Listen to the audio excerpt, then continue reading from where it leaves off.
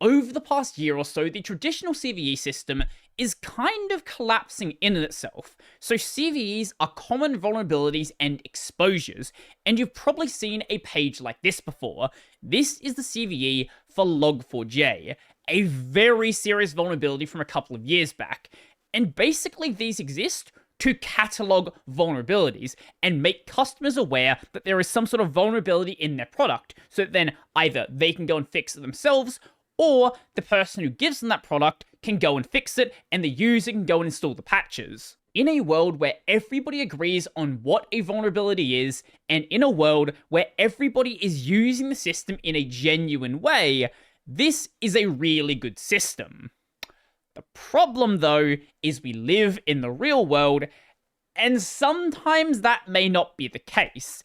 And recently it was announced that Kernel.org is added as a CVE numbering authority, better known as just a CNA. And if you are anything like me, you may have wondered who actually gets to assign something as a CVE. And this is the answer: a CVE numbering authority, a CNA. And right now there is quite a few of them, 362. And you have organizations like Apache, you have organizations like Adobe. If we search for Microsoft, they are here. If we search AMD, they are here. And a bunch of other organizations are also CNA. Now, just for what we are talking about today, there are two distinctions of CNA that actually matter. The first one being the researcher CNA. So there is a lot of projects out there that are not like the Linux kernel, or even like the Linux kernel before they had their own CNA. There are a lot of projects out there that still care about having vulnerabilities in the CVE database, but they don't have a CNA themselves. The researcher CNA basically fill that role. They will assign CVEs for projects out there that don't have a CNA directly managing them. Now, there's also the vendor CNA or the developer CNA, depending on whatever terminology you want to use for it. This is when the CNA is directly developing a project. For example, in the case of Kernel.org or curl or Python, in this case, they have actually taken control of the CVEs for that specific project. So other CNA are not able to assign CVE for their specific code bases. This doesn't mean they can't report CVE to that CNA that is managing the project, but only the CNA managing the project is able to actually publish them. And all of the CNA that I just mentioned, they fit into the second category. And here is a blog post from Greg Crower-Hartman. Linux is a CNA. This is a trend of more open source projects taking over the haphazard assignment of CNAs against their project by becoming a CNA so that no other group can assign CVEs without their involvement. Here's the curl project. I talked about this in a video. Daniel Stenberg was getting sick of completely bogus CVEs being made on unsupported versions, on versions that literally did not have a vulnerability levels being assigned that didn't have anything to do with what the vulnerability actually was. So he was like, you know what? I guess I'll become a CNA so that I am the only one who can actually assign these. Here's the curl project doing much the same for the same reasons. I'd like to point out the great work the Python project has done in supporting this effort, and the OpenSSF project also encouraging it and providing documentation and help for open source projects to accomplish this. So this is the Open Source Security Foundation. I know that might be hard to read. I don't know why they even have text in their logo. So we go down to the Linux kernel achieves CVE numbering authority status page. There is a guide in here on how to actually go and become a CNA for an open source project or as an open source organization. Now, it's not like everybody needs to become a CNA. There are some very important considerations. You don't need to become a CNA to get CVEs issued for your project. Multiple CNAs already cover open source projects like Red Hat and GitHub. Becoming a new CNA should only be considered if the existing CNAs don't meet the needs of the project. Becoming a CNA adds a new commitment. You must have the time and knowledge necessary to implement CNA processes. Being a CNA is an ongoing commitment, so your project should have multiple people able to manage the CNA and plans for continuity. And issuing CVEs is the most important role of a CNA. If you don't plan on issuing CVEs, then becoming a CNA is not necessary. Now, I have heard some people say, oh, if you become a CNA for your project, then you're obviously not going to want to report certain issues as a CVE because then that might hurt your project. And yes, that is absolutely a concern if the people doing the CNA are not acting in good faith. But when you have these open source projects, if somebody discovers a vulnerability and it's actually a serious vulnerability and you don't want to report it as a CVE, all you are doing is hurting the reputation of your project, because even though it's not a CVE, that doesn't mean that people can't talk about it as a real vulnerability, and that is going to spread around, and it's only going to do damage to what you're trying to do. I'd also like to thank the CVE.org group and board, as they all made the application process very smooth for us and provided loads of help in making this all possible. As many of you know, I have talked a lot about CVEs in the past, and yes, I think the system is broken in many ways, but this change is a way for us to take more responsibility for this and hopefully make the process better over time. So this is a talk that Greg did all the way back in 2019. Now, if you want to check out the talk for yourself, it is an hour long. We are not going to watch it here, but I'll leave it linked down below. For the Linux kernel, CVEs do not work at all given the rate of fixes being applied and rapidly backported and pushed to users through a huge variety of different ways. The average request to fix date for Linux CVEs is 100 days, showing that either no one cares about CVEs for Linux, or engineers are using them to game their internal release processes, or no one happens to notice when the kernel developers resolve an issue, or all of the above. This talk will go into the problems with CVEs when it comes to a fast-moving project like Linux and show the decentralized solution that we have been using for the past 14 years instead. All other open source projects are encouraged to use these same methods to help resolve the problems that CVEs have. Now, the key takeaways are missing and rejected vulnerabilities, delayed assignment of vulnerabilities, poor descriptions, under and overinflated scores, abuse by developers to pad out their resume, issues not in public releases, which we talked about in a separate video. NVD, the major CVE database, is run by the US government, which is an issue for certain countries. To address this, China has their own CVE database, the CNNVD, which tends to be fairly slow to release any updates to things being done. CVEs are generally bad at handling ongoing issues like Spectre, which often don't get fixed in a single patch, but over a bunch of different patches over the years. And he has a lot more to say, but go check out the talk for yourself. Anyway, back to the blog post. It's also work that it looks like all open source projects might be mandated to do with the recent rules and laws being enacted in different parts of the world. So having this in place with the kernel will allow us to notify all sorts of different CNA-like organizations if needed in the future. Now, I have absolutely no idea what he's referring to here. Considering that CVE refers to like 10 different things, doing any sort of research on this is very, very difficult.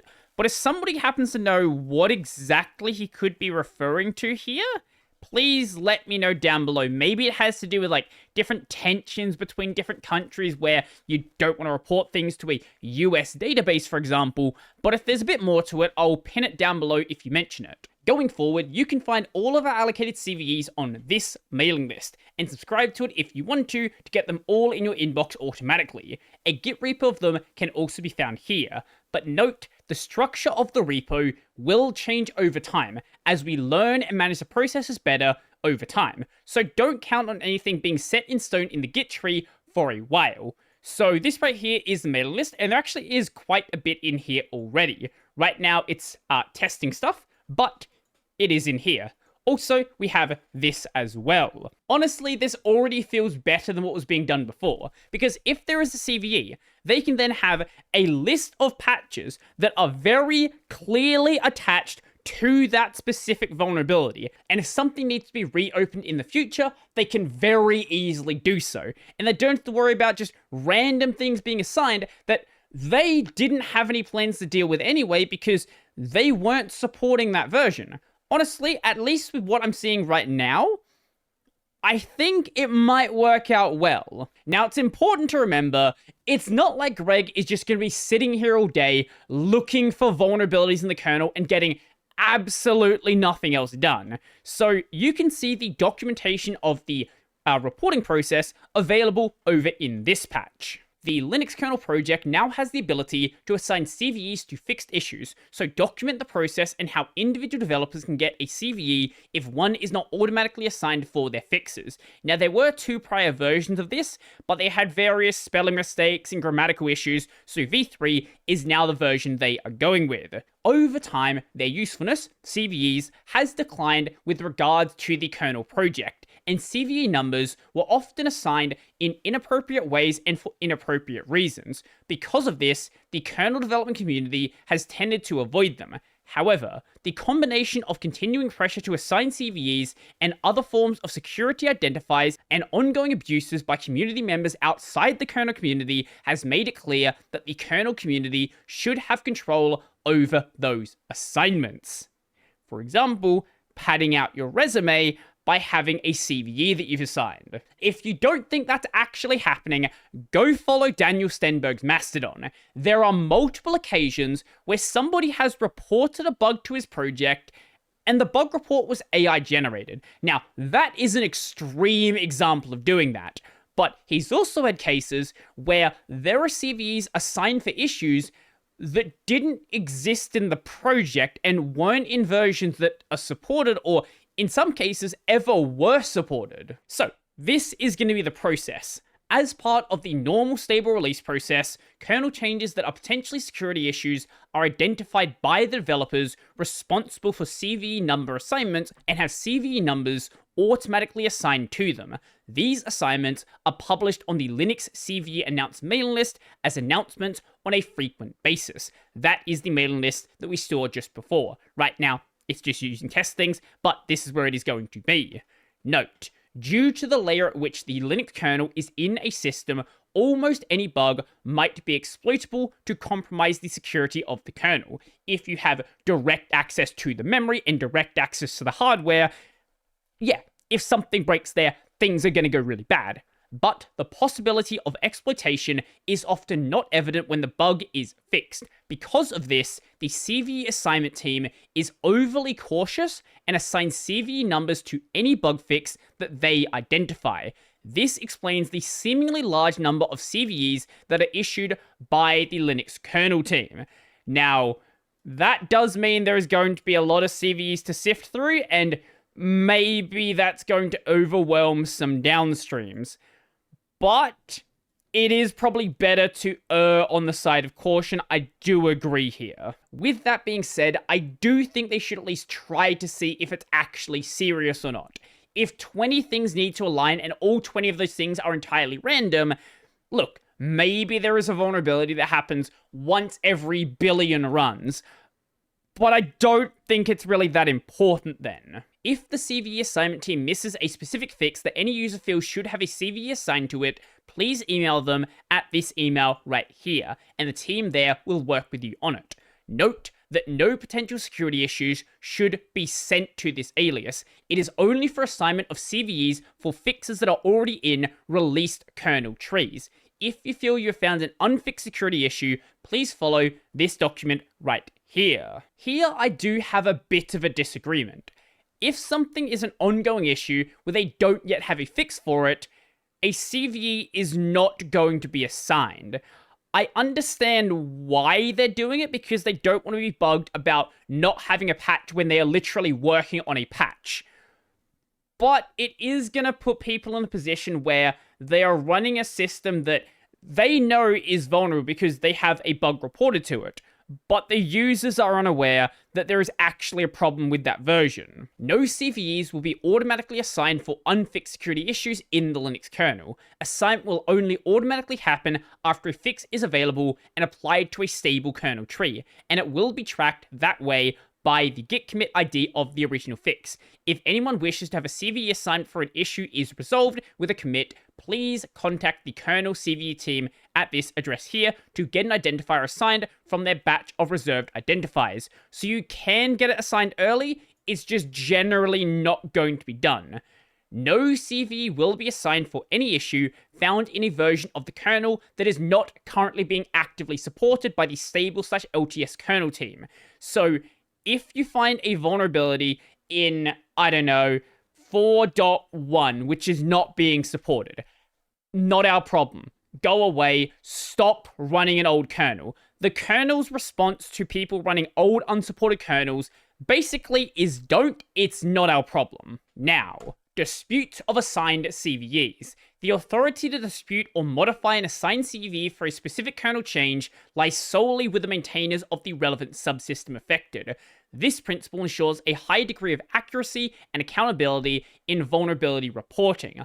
Only those individuals with deep expertise and intimate knowledge of the subsystem can effectively assess the validity and scope of a reported vulnerability and determine its appropriate CVE designation. So unlike in the kernel case, for example, where CVEs were just being assigned, where the people assigning them had no idea how serious they were, in this case, the people actually developing the system who actually understand it, they will be the one assigning it. Any attempt to modify or dispute a CVE outside of this designated authority only led to confusion, inaccurate reporting, and ultimately compromised systems. Now we have invalid CVEs. If a security issue is found in the Linux kernel that is only supported by a Linux distribution due to the changes that have been made by that distribution or due to the distribution supporting a kernel version that is no longer one of the kernel.org supported releases, then a CVE cannot be assigned by the Linux kernel CVE team and must be asked for from that Linux distribution itself. So if you're a distribution that likes to ship really old, really out-of-date kernels, deal with it yourself. If you're a distro that likes to cherry-pick random experimental patches, deal with it yourself. Any CVE that is assigned against the Linux kernel for an actively supported kernel version by any other group other than the kernel assignment CVE team should not be treated as a valid CVE. Please notify the kernel CVE assignment team at this email address so that they can work to invalidate such entries through the CNA remediation process. So if you're running something like the Zen kernel, that is at its core the Linux kernel. But it's not the Linux kernel team's problem. If there is a vulnerability in it, that is the Zen team's problem. Also very important, applicability of specific CVEs. As the Linux kernel can be used in many different ways, with many different ways of accessing it by external users or no access at all, the applicability of any specific CVE is up to the user of Linux to determine. It is not up to the CVE assignment team. Please do not contact us to attempt to determine the applicability of any specific CVE. Basically, they will list out the CVEs, and they will list out what they are affecting. But it's up to you or up to your distribution to work out which specific CVEs are affecting their specific version. Also, as the source tree is so large, and any one system only uses a small subset of the source tree, any users of Linux should be aware that large numbers of assigned CVEs are not relevant for their systems. So if there is a vulnerability that only affects 64-bit ARM and you're on x86-64, that is still going to be an assigned CVE, but it won't be affecting you. And that is up to you as the user or you as the distribution to work that out for yourself. In short, we do not know your use case, and we do not know what portions of the kernel that you use, so there is no way for us to determine if a specific CVE is relevant for your system.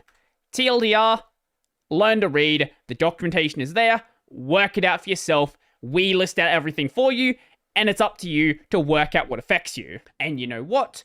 I expect other big projects to start doing this as well.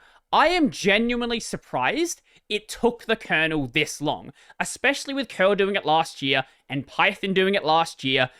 The fact that the kernel is only just doing it now is wild, and there is a lot more projects out there that could fit in this category as well, and we might see a world where basically these researcher CNA don't really have a place to exist, and basically everything is just being done by the project themselves. But I guess we'll wait and see what really happens there. So, let me know your thoughts down below. Do you think it's a good idea for the kernel to become a CNA? Or do you think there's a possibility that there's going to be way too many CVE assigned, or possibly CVE that are just getting ignored?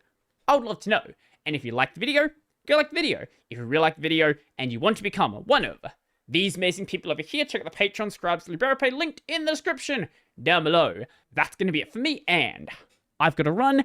I've got to go pick up my housemate from the mechanic, because I guess he can't wait a couple more minutes.